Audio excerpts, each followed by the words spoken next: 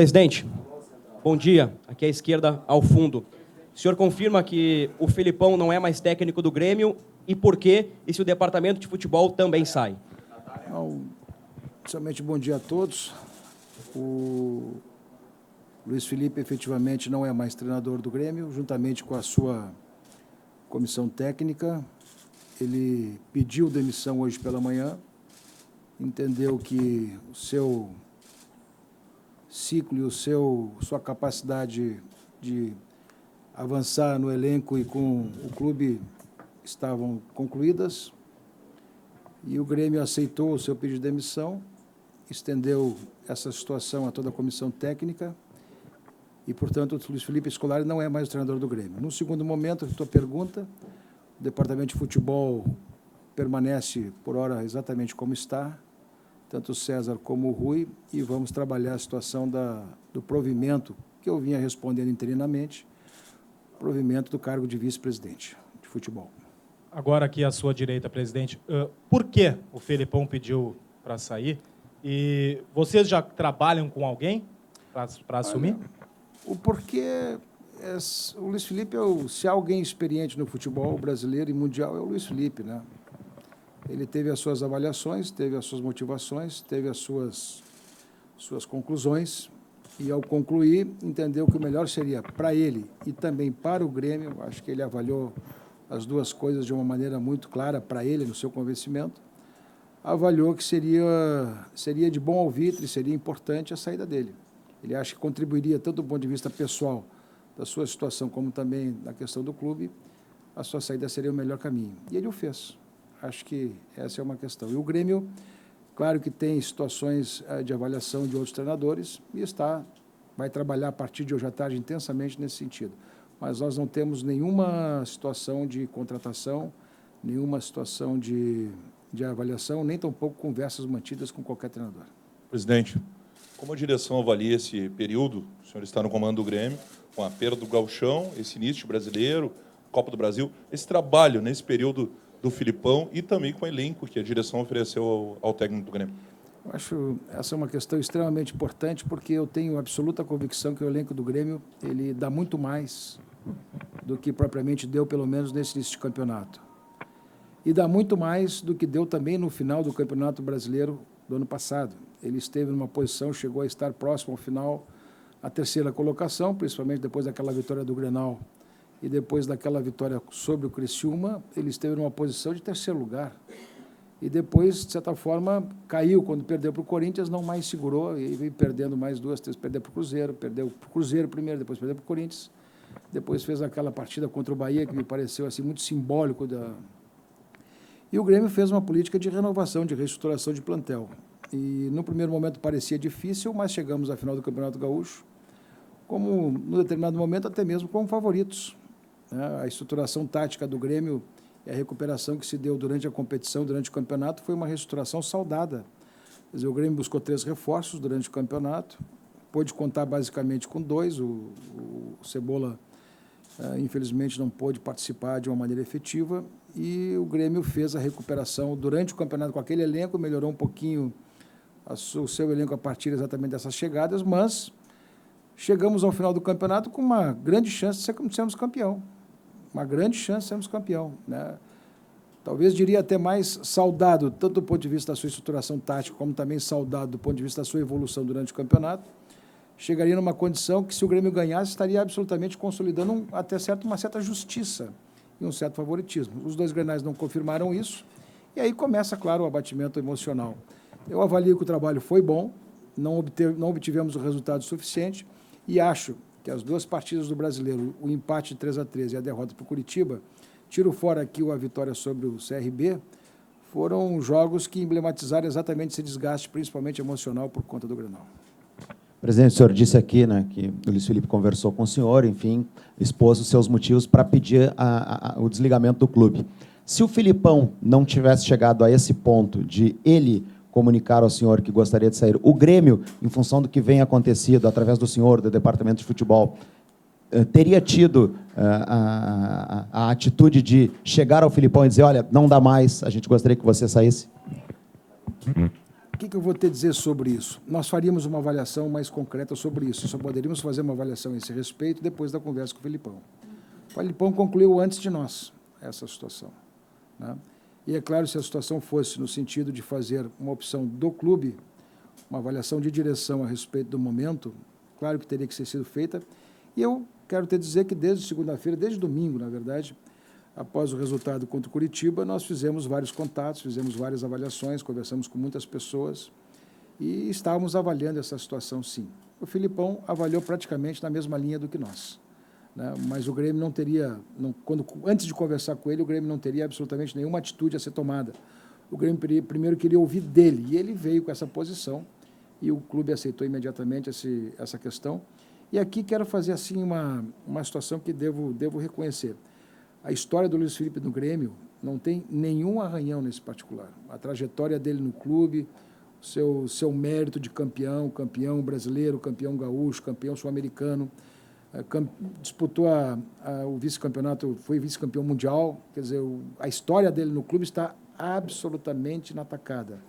Nós temos nele, e continua sendo, um grande treinador, um grande exemplo, um grande ícone e um grande símbolo do clube. Então, isso tudo está mantido, permanecido. Sua passagem no Grêmio agora não arranhou em absolutamente nada toda essa sua trajetória e, de certa forma, confirmou toda aquela expectativa que nós tínhamos dele também durante esse período que ele trabalhou conosco, tanto com o presidente Koff como conosco. Presidente, o senhor falou em desgaste emocional do Grenal. Dentro dessa série de acontecimentos que causaram esse desgaste, surgiu também muitas informações de que os jogadores estariam descontentes com o Felipão, no sentido de que o Felipão publicamente cobrava muito da necessidade de reforços, da necessidade de melhorar o time, e os jogadores talvez não estariam gostando disso. Até que ponto houve algum tipo de desgaste com os jogadores internamente, que também, dentro desse contexto de desgaste emocional do Grenal, inviabilizaram a permanência dele e ele acabou por tomar a iniciativa de sair? Olha, o que eu quero te dizer? Eu vi nos jogadores agora, tivemos uma conversa com todo o elenco, e depois da conversa, depois da despedida do Felipão, e vi no elenco também exatamente uma certa frustração. Cobrança. Tem várias formas de fazer cobrança e são as personalidades que determinam exatamente como tu te comporta num relacionamento.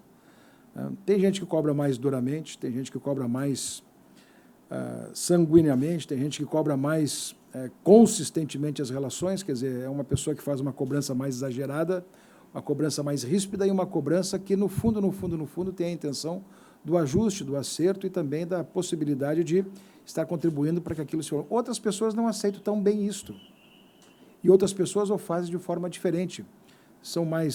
Têm mais paciência, têm mais conversa, têm mais capacidade de harmonizar o relacionamento a partir exatamente de conversas e a partir de sintonias. Eu não sou julgador de ninguém. Eu não posso julgar comportamentos nem de quem o faz, nem de quem o sente, porque cada um reage de uma maneira diferente. O que nós temos que respeitar aqui são as individualidades. O Felipão é um homem vitorioso com essa característica. Deu certo aonde passou. Foi um sucesso, um case no futebol mundial. Se ele teve sucesso assim, as suas razões e a sua personalidade eu tenho que respeitar. Não sou eu que vou moldar a sua personalidade. Então, eu entendo e respeito esse tipo de comportamento. E não vi no grupo de jogadores nenhum ressentimento, nenhuma situação que pudesse caracterizar isso como uma quebra de confiança ou então uma situação de relacionamento desgastado por conta desse comportamento. Eu acho que todos nós, uma vida inteira, nos acostumamos ao Felipão, exatamente o Felipão cobrador. Eu acho que é isso que aconteceu aqui e dessa maneira que tem que ser interpretado. Presidente, quando a temporada começou, o Felipão era uma das peças-chave do projeto do Grêmio, apostando nos jovens e nessa reformulação do futebol gremista, né? A ideia é buscar um treinador com um perfil parecido do Felipão e outra, no fim de semana, na rodada do Brasileiro, a ideia é já ter um treinador contratado ou quem comanda o Grêmio no fim de semana? Quem vai comandar o Grêmio a partir de amanhã, de hoje à tarde já, é o James Freitas, juntamente com o Rogerinho, quer dizer, treinador que vem da base, e o Rogerinho já é um treinador, já é o preparador físico auxiliar, vai fazer essa função até lá. Nós temos possibilidade, sim, de encaminhar uma contratação até o final da semana e temos possibilidade de não. De qualquer maneira, para essa situação de interinidade, nós já estamos absolutamente resolvidos, para hoje à tarde até o final de semana. Se tiver necessidade desses companheiros do Grêmio aqui fazerem o jogo, farão.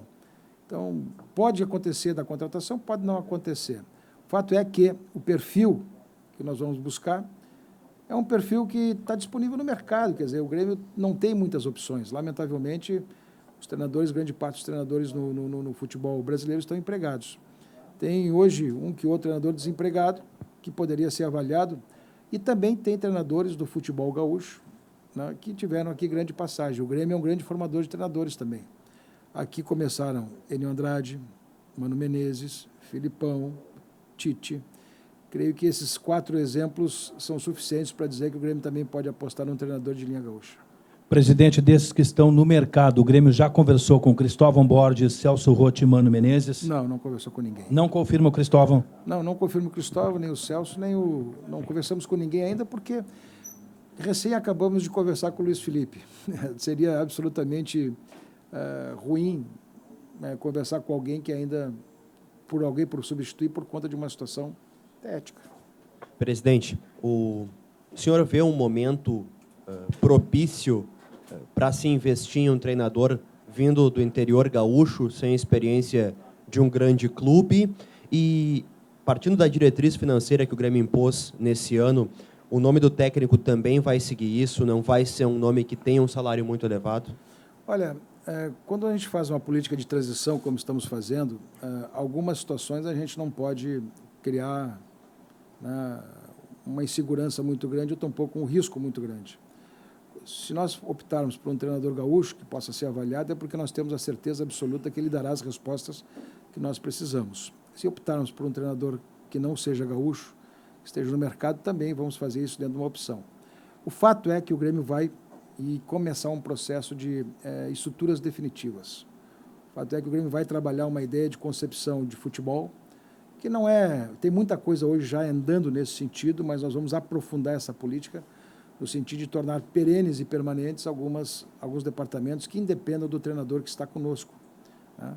Isso passa pela preparação física, pela preparação de goleiros, pelos auxiliares, isso passa também pela base, passa por uma avaliação permanente, passa por um conselho de avaliação estrutural e estratégica mais permanente também, que pode ser por profissionais, serão em parte por profissionais e também serão em partes por pessoas do próprio clube. Então, essa reestruturação, ela vai se aprofundar muito mais do que no momento tem hoje. Então, o conceito será esse.